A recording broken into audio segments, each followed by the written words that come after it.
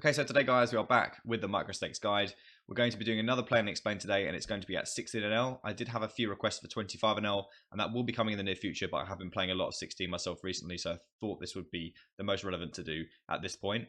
Today, we're actually not going to be playing with the HUD showing. I do have quite a few players in the pool that also watch the stream that I don't really want to give their HUD stats out for. If I see that something's relevant, I will let you know. I'll probably just give you like ballpark figures. So I hope you don't mind that change. Without further ado, we're going to crack on with the video. So we'll sit in on both these tables. So last week we did, or 2 weeks ago, because last week we actually did a hand analysis. 2 weeks ago we did 5 and L, and I said that the difference between 5 and 10 is pretty negligible, apart from the fact that I don't have stats. I have a lot of stats in general on the pool at 16 and L. And I've been playing it for like the last week and a half or so, and the names are fairly familiar to me. We're going to defend ace-9 suited against the 3-bet, and we're going to have a check fold. Unfortunately, we open the 6-7 of spades, and we get a fold. So in the sense that easy fold here, in the sense that I have more stats, I'll be able to possibly exploit more than just generally exploiting the general pool. So I'll have more specific reads, which I will let you know about if I do make a decision based on that. But for the most part, we're obviously just trying to play pretty solid. What are the differences between maybe 16 and 10 and 5? I would say that 16 is a bit of an odd one. We have a fold here with ace deuce, a clear open, and then a clear fold to 3-bet. I will open this half the time, the 8-7, and we did roll 84, and I do roll high numbers for my aggressive plays, so that one will feature as a open on this occasion. There's differences between 16, so we'll defend the jack-9 obviously, and we'll probably have a check fold. The differences are that I think that at 16, obviously the pool is really tight, and I say this a lot on stream, but I think that the pool is obviously way smaller than at 25 and at 10. Those pools are pretty big. We're actually going to start with a check here with the ace high. Our preference is to try and show this down. We don't really have too much equity when called, and we do have a hand that can show down. And I definitely want to go probably check call on this river. Against pot, he definitely could have like a 7 that checks back. I think I probably could have called a small bet, but we'll go for a fold on this occasion, and Queen Jack is not going to feature under the gun for us unless it is suited. So the 16 pool, it's just not really a stake where fish or general casual players are going to be like, oh, let's throw on, $16 and play 16. No, they're going to be like, oh, let's throw on 25, or let's throw on, 10. We're going to. This is a super overbluff spot, but our range is doing so well here, and we really don't have any showdown value, and we can knock out some of his ace highs on the turn. So we'll definitely bet. And we'll call the big blind here with king 3, and we have nothing to do but check fold. So yeah, it's not really. And against this guy, I'm actually not going to bet this turn, as this particular opponent is quite sticky. I just don't think it's a stake where many fish, they just leap straight into 25 and 10. It's more of a round number. It makes more sense, right?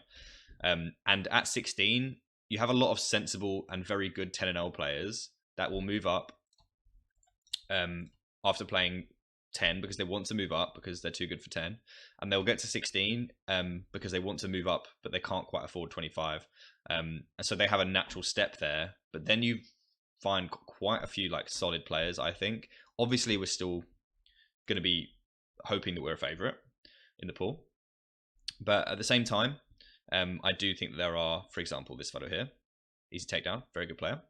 There are some very solid regs that are too good for 10, and Sharky as well is another. Too good for 10, and are happily beating this stake as well, and that don't quite want to move up to 25. I'm assuming just yet. So with the Queen 7, we're going to start with a bet. This guy isn't going to fold very much, but I don't have too much information on him other than the tag that I have on him. I don't think that versus call. I mean, he did slowly call, and we do block Queen Jack some combos, so I don't mind going for a barrel here. My general tendency though is to just like shut down against these players. They don't really have many bluffs.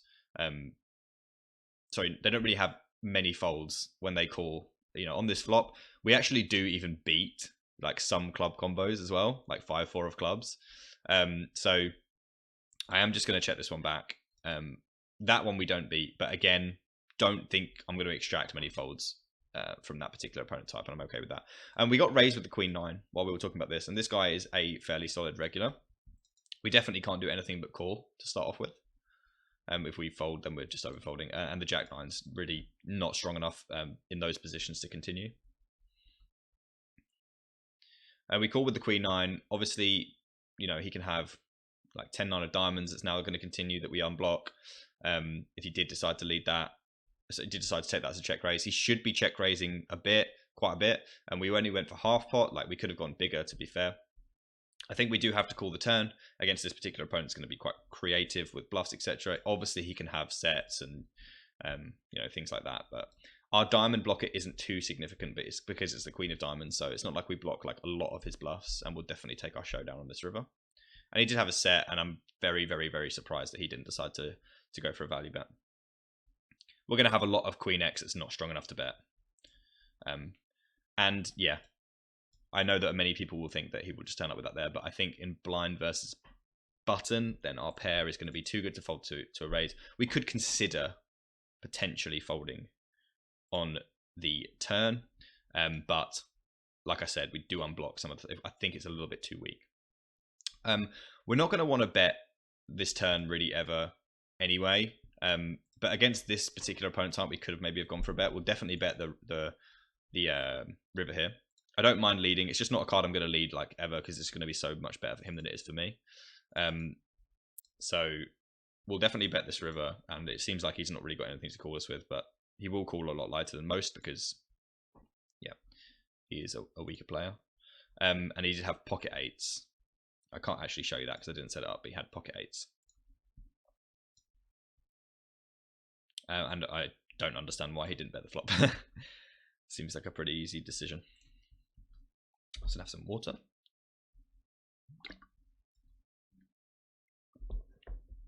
It's not the kind of hand you want to, I mean, obviously he's going to be a weaker player, but it's not really the kind of hand that you want to give free cards with, right? Your hand is strong now. Fours are opening half time, and this time we rolled a fold. So yeah, guys, I hope you don't mind that I've taken the HUDs off, and because I'm using window capture to remove the HUDs, I'm actually not being able to show you the replayer, so you're just going to have to believe me when I say what they had for this one. And we'll set it up next time, hopefully that will work. Or maybe we'll just go back to using the HUD. Depends how I'm feeling.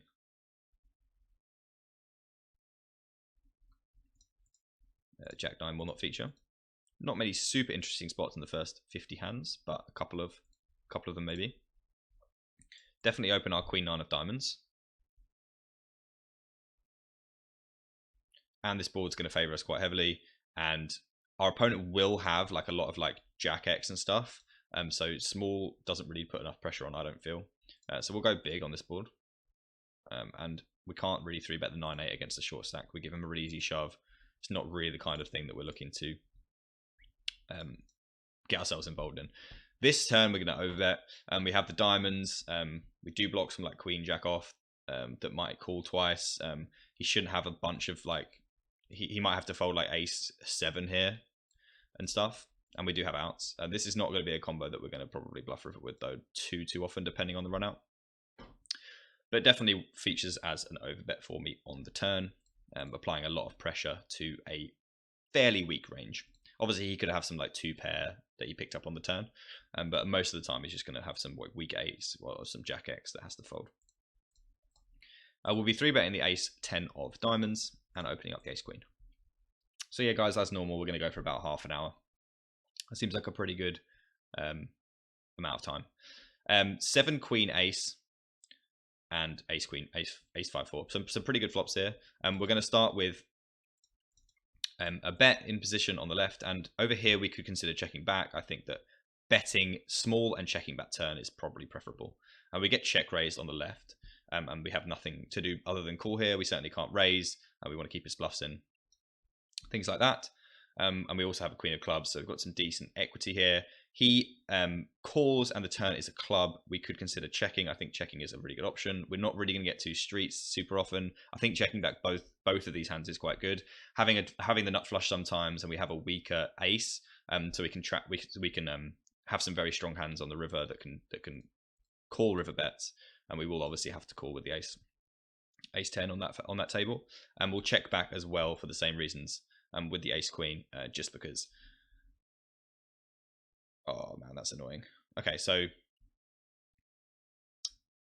so this is a really, I mean, obviously not a spot you're going to see very often. We have to call with the ace 10, and it looks like we're going to win there. I'm not really sure why he value bet, but it looks like a value bet on the river. I'm not really sure what to do here. I only have 10 seconds. He is all in. Queen of clubs, if we fold this, it means we're folding everything but the nuts. So I think we will go ahead and call, just because of the player type. And the reason is, guys, like, I mean, if it was like if I had, I just think that turn, and the reason why we're going to check back that turn is to induce some very weird plays on the river. And if we then fold, then it's just pretty ugly. So, oh, it's actually sitting me out because I usually rat hole my stacks, and that's just my stars caption. You're just trying to take my money off the table, but we won't do it for today. We're going to 3-bet with the queen jacks. But basically, guys, the queen of clubs is just too strong there. I know that he's representing the ace of clubs. I've no idea what he's doing. Obviously, he can have, when he check raises, a bunch of flushes that are getting trappy on the turn, which is obviously another reason why we want to check back sometimes. But against that player type, that's just going to be like really bad. The queen of clubs is obviously like not the best spot in the world, but I think if we fold there, then we're giving him a little bit too much credit. Would be my main takeaway. What I do give him credit for is just going all in randomly, which is what he did. Pocket threes, we're going to start with a call, and we'll have a check fold on this turn. And we will start with a small bet with our ace king. We'll have to fold the turn with the threes. We get raised again. Lots of interesting stuff going on since I said there was nothing interesting going on. And we just have an easy call here. We can't 3-bet. If you 3-bet, he's going to have like a set a bunch, and we're just going to get stacked. And we're just going to have to go call. This is a pretty bad turn card. Our opponent's going to have like a lot of 8-9. If he was bluffing, then he would have a lot of 8-9. So he's going to have sets and 8-9. Like, it's not really that many hands you want to bluff here. You know, there aren't really good options to bluff. So I think we do have to call here for getting this price. But I'm going to be very, very cautious on this river. That's a pretty good river in the fact that it blocks some of his value. And, you know, we probably would have found some calls on that particular river. Keeps trying to sit me out, guys, this stars caption, but it's just going to keep doing it, actually. So we might need to turn it off. Give me 2 seconds. And I should be now not sitting out. Lovely.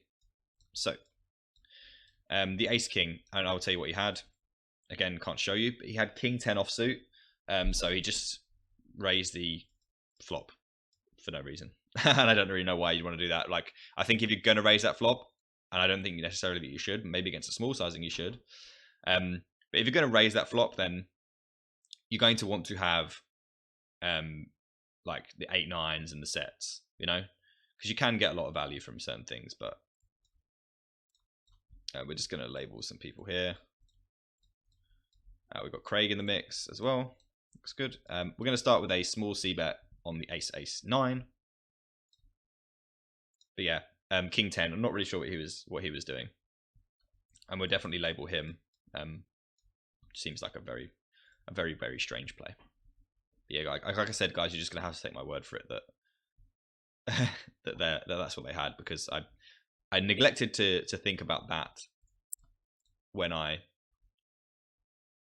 chose to make this video like this. So I hope you guys don't mind. I am telling you exactly what they had. So I hope that's enough. Opening up the pocket 8s. And we're going to 3-bet Craig, who we know quite well. Very solid regular. With the ace 4 on a 92, and he'll go for the fold, which we are happy with. And we'll defend our pocket 8s against a 3-bet, and we'll flop a set. So this guy's pretty aggressive. He's 3-betting actually 14%. I don't remember too much about him, although I do have 400 hands, and that's a huge 3-bet over 400 hands. We are going to start with a bet after he checks. I expect him to bet this board quite aggressively. I am concerned about some slow plays, but you know, he's just gonna have a bunch of rubbish a bunch of times. I think we're just gonna go for a half pot here. We do need to size up a little bit, and our hand does need some protection from some things, I guess, like some hearts that he may have checked. And we'll fold the king queen on this occasion. We rolled up a fold on that one. We'll start with around a half pot bet. That seems pretty good. He definitely going to check some like ace 10 that can't fold to small or half. So, and obviously, guys, we would have been going with our hand. I'm very surprised that he check folded. I expect a player that aggressive, knowing somewhat a decent amount about ranges, would consider just firing quite aggressively on that board, especially and probably over firing on that board. On this turn, we're actually gonna. I don't think I want to overbet, but we're gonna bet big, and we'll bet big again on the river. When he checks back the flop, I expect him to have like some medium strength hands or some give ups. So I don't think he can fold any medium strength hand to one bet anyway.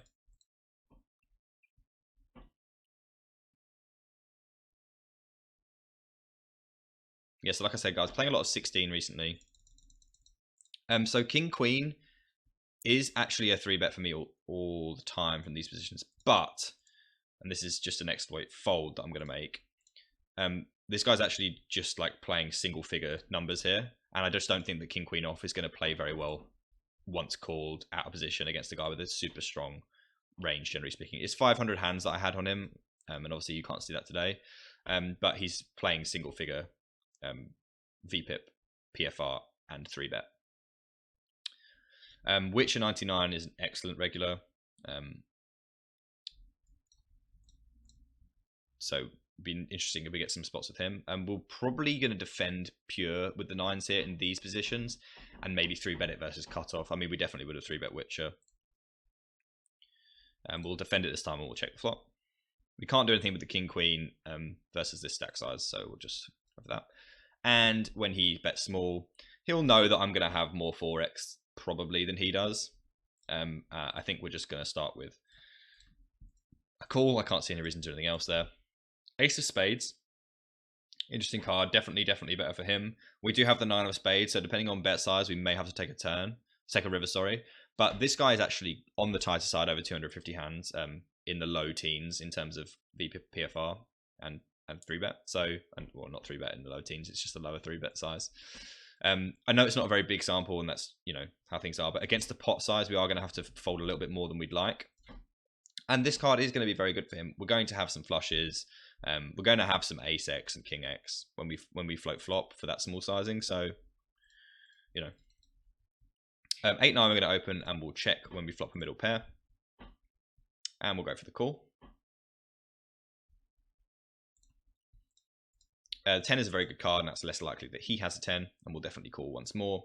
This opponent is looking weaker, may be bluffing too often, may just have a 10, but we also block some 10x, so we'll go for a call, and we'll probably also call the river, and he does check back. Advantages of checking an 8 there, I guess we just pick up some bluffs from weaker players. He did have king 9 high, so yeah, kind of evidence there. King 9 offsuit. 5-7 is just not going to feature. It's just a bit too weak. We'll definitely defend the king 5. We're going to be going for about 10 more minutes, guys. I think we've got some good stuff in here. Defend the king 5, and this board is horrific, and we will go for a check fold. He checks back. We could consider stabbing and winning. He is actually a tighter kind of player, so we're going to try and take this away. I think he's just going to overfold, and he won't understand that I'm overstabbing there, so it's fine. And we have no way of winning otherwise, really. Against Witcher, we called the big blind with Queen Jack, and he bets small on Deuce Jack 9. And we have an option between check raise and call here, and I think I probably don't mind mixing between the two, and on a low number I'll go for a call. I know there are some people that don't like me rolling post flop, but I like to mix it up and have some strong jacks here sometimes and check raise some of them. I expect him to check back a 9 a whole lot, and I'm going to have a lot of 9s, so I do expect him to check here sometimes, not having as many 9s, and also knowing that I'm going to have a lot of 9s when I call flop. And I'm definitely going to check river, and I would definitely call a bet as well versus that opponent type, who's going to represent that ace quite a bit. And he did have pocket sevens, which is, I would probably just check the flop if I was him, but as played, it is fine. We opened under the gun with the fives, and we went for a check. We could just bet, but I've decided to go for a check give up on this one. He's going to connect quite well. I'm not going to get many folds. I'm going to be out of positions, not in a very nice spot. And yeah, we just have no way of winning this now unless we bet. But, you know, he can have like 10-9, Queen 10. Probably not Queen 10, sorry, Jack 10 for sure. We're just going to check and fold.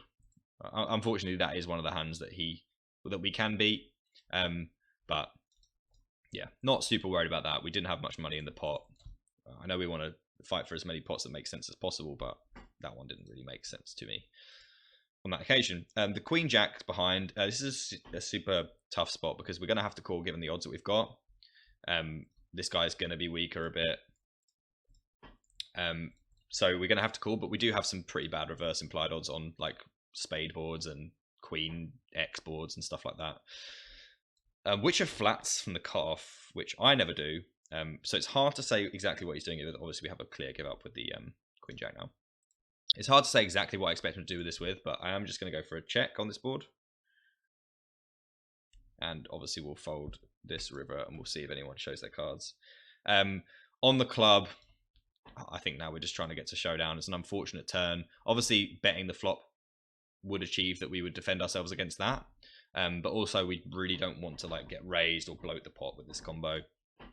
It's a medium strength hand that I'm happy to try and show down. I'm very surprised that he didn't try and take that away from me. He had pocket sevens, so he basically is. I mean, I don't know what exactly how he's developing his calling range there, but you know, pocket sevens is quite a face-up call from the cutoff, I find, and it's very hard to balance it with like other hands that make a lot of sense that are profitable. Obviously, pocket sevens makes sense, but does it make sense as a part of an overall strategy? Probably not. Probably not, because it's really hard to like say, okay, I'm going to call sevens and sixes and fives here, and then I want to have, you know, some maybe Queen Jack suited, but a lot of them make more sense as a raise, so you end up with just a lot of pairs. So we're actually going to 3-bet the 5-6 half the time, and on a 7 we will just call, and we have a pretty clear check, obviously, always here, and we can definitely consider check raising this board, but I don't expect my opponent to bet it very often. He doesn't. The spade turn is interesting. If I just had spades, I'd consider betting, but with a 6 as well, I don't mind getting to the river with some flushes, and we can still check call. If he overstabs this turn, we have obviously a very easy check call. Now we have a decision between whether we want to bet or not. It's pretty thin. I think that he would have bet an 8 on the flop, but he may well have checked it back. Sometimes, I think our hand is probably winning, and I'm going to try and go for value against ace high. I think he would have bet a jack or an 8 before now, so we're going to go for some value.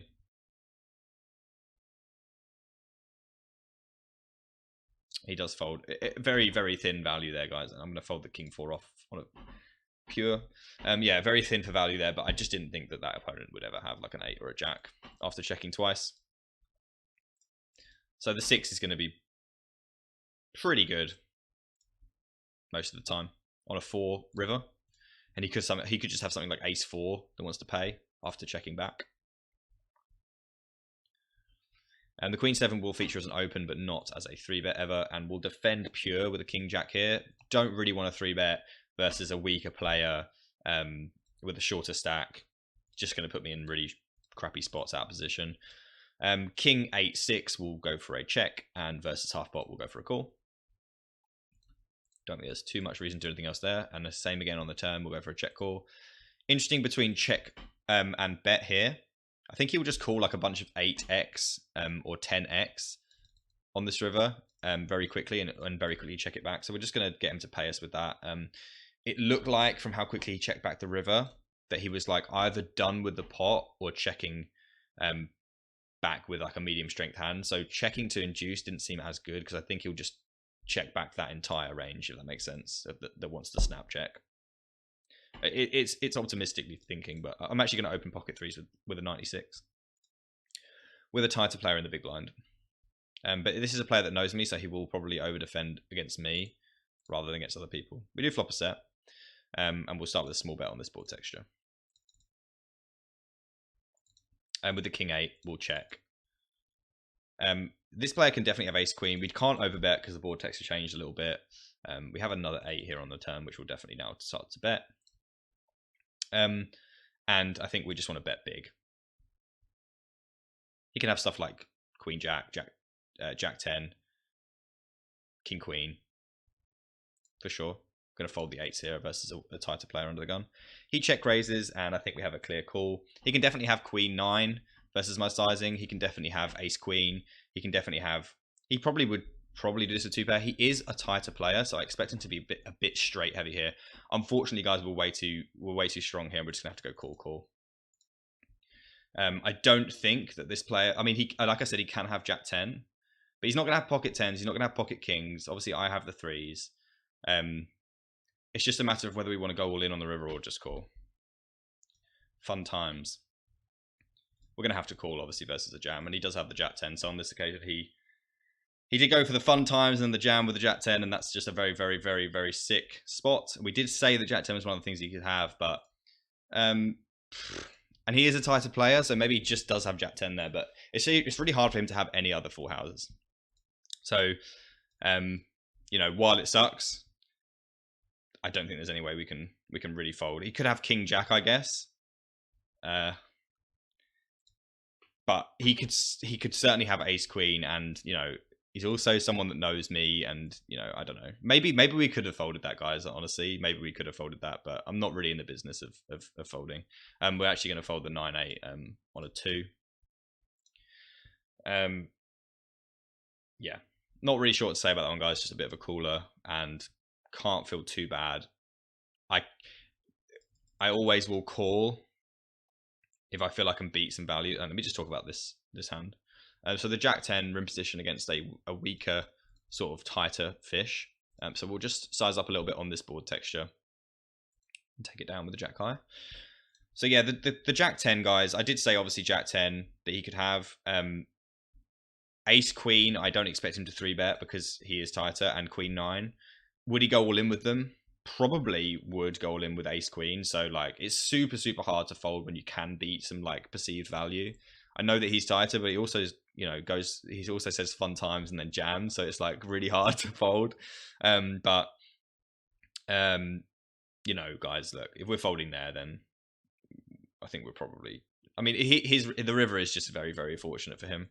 There's no getting away from it, and our hand is just a bit too good. I mean, we could have just avoided that by not rolling an open with pocket 3s, but unfortunately we do open at low frequency, and we rolled it this time when we got stitched up by the run out. But that's just one of those things, guys. Nothing you can do about it. Don't need to feel too bad. We're going to go for like another 3 or 4 minutes, and then we'll stop. So 2 callers here, and I think we'll just start with a small bet. If they have a 7, we're probably going to find out about it now. If they don't have a 7, we're going to get, you know, 3 folds, and we want people to call with like pocket 8s and stuff. So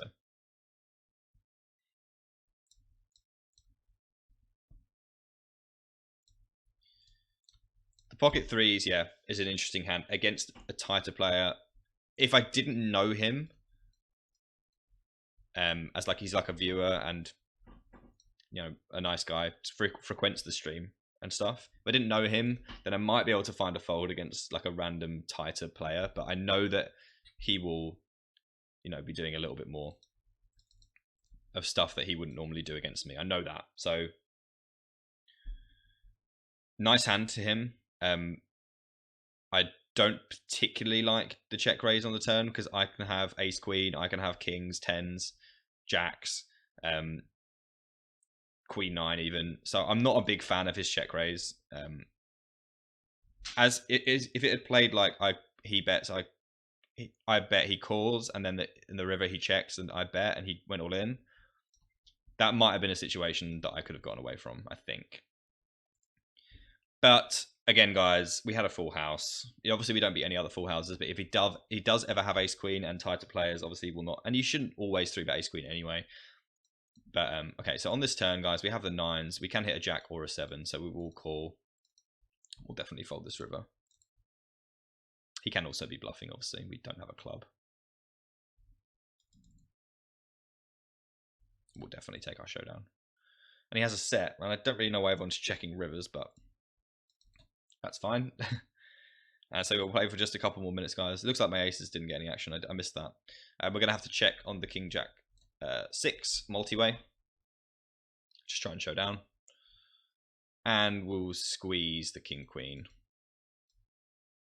versus Craig. Just still trying to show down the Jack 10. Fold to a bet. If Craig 4-bets, we'll be going for the fold. Is he going to go for the my man 4-bet? Like the other guy went for the fun times jam. I'm going to have a think about that hand and show it to some people and talk to them about the dynamic that makes that hand interesting. It makes it more of a call than if he was just a random player for sure. But, you know, I mean, guys, what we're really talking about here is we had a full house and we didn't win. So it's just not really worth spending too much time on. So guys, we are going to stop now. We'll sit out the next big blind with our 9-7 of diamonds. We're going to fold versus 3-bet. Not strong enough to defend.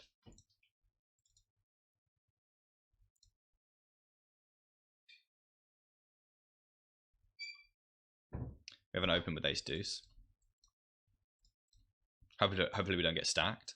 We're not calling any 3-bets here with this hand, so it's pretty hard to get stacked. This guy is pretty solid regular, so I expect to get 3-bet a bunch. But our hand is too good not to open. He goes for the call, and this board is just bad. We could consider just stabbing, taking it down versus like non-hearts. But our hand is just awful. It just really has no playability or equity on this board whatsoever. So I don't mind stab, and I don't mind. I mean, we could just stab without, and we'll get a lot of faults from a heart, and then it's a very cheap bluff. But obviously, when called, we're just not going to be putting any more money in this pot.